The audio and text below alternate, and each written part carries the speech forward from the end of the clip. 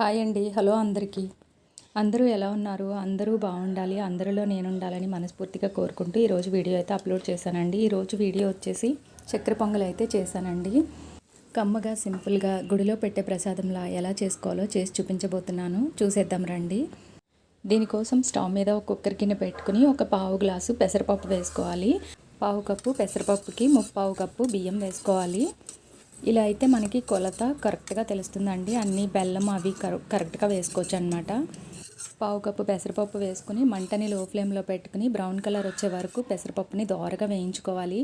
ఇలా వేగిన తర్వాత స్టవ్ ఆఫ్ చేసుకుని ఒక ముప్పావు గ్లాసు బియ్యం వేసుకుని అంతా ఒకసారి కలిపి వీటిని 2-3 సార్లు శుభ్రంగా కడిగి ఏ గ్లాస్తో అయితే పెసరపప్పు బియ్యము తీసుకున్నామో అదే గ్లాస్తో 2 గ్లాసులు, ఒక గ్లాసుకి 2 గ్లాసులు నీళ్లు వేసుకుని చిటికెడు ఉప్పు వేసుకుని మూత పెట్టుకుని స్టవ్ ఆన్ చేసుకుని పైన ఆవిరొచ్చిన తర్వాత విజిల్ పెట్టుకుని ఒక 3 విజిల్స్ వచ్చే వరకు ఉడికించుకోవాలి. ఇవి ఎక్కువసేపు నానకూడదండి.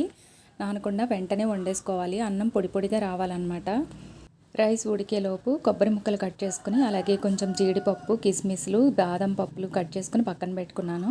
అలాగే 3 ఇలాచీలు దంచుకుని పక్కన పెట్టుకున్నాను. బెల్లం కూడా తురిమి ముప్పావు గ్లాస్ అనమాట. బెల్లం కూడా తురుముకుని పక్కన పెట్టుకోవాలి. అలాగే అరకప్పు పంచదార వేసుకోవాలి.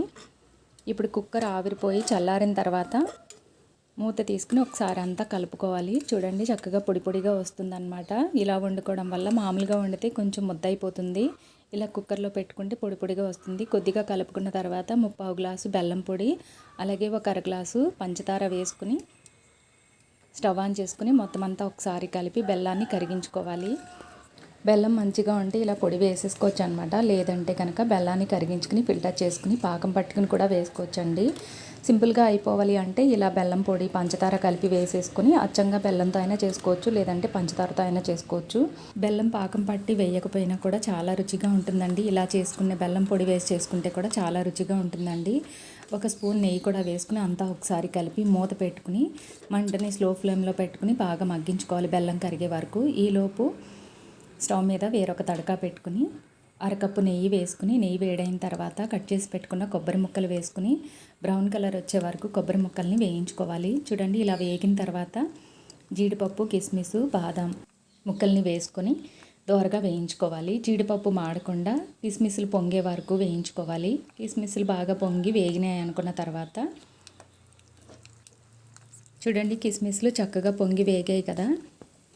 స్టవ్ ఆఫ్ చేసుకుని ఉడికించి పెట్టుకున్న చక్కెర పొంగల్లో నెయ్యితో సహా ఇవి వేసేసుకుని అంతా ఒకసారి కలిపేసుకుని నెయ్యి ఎంత ఎక్కువగా వేసుకుంటే అంత రుచిగా ఉంటుందండి.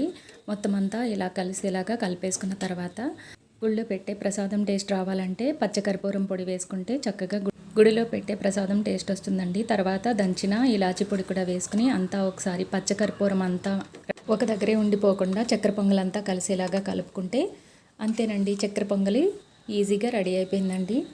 శ్రావణ శుక్రవారం రోజు అమ్మవారికి వరలక్ష్మి వ్రతం అయితే చేసుకుంటాం కదా.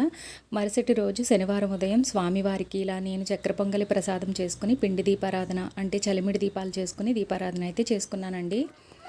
ఇలా ఒక గిన్నెలోకి తీసుకుని స్వామివారికి ముందుగా ప్రసాదం అయితే పెట్టుకున్నాను అనమాట. ఇలా పిండి దీపారాధన అయితే చేసుకున్నానండి.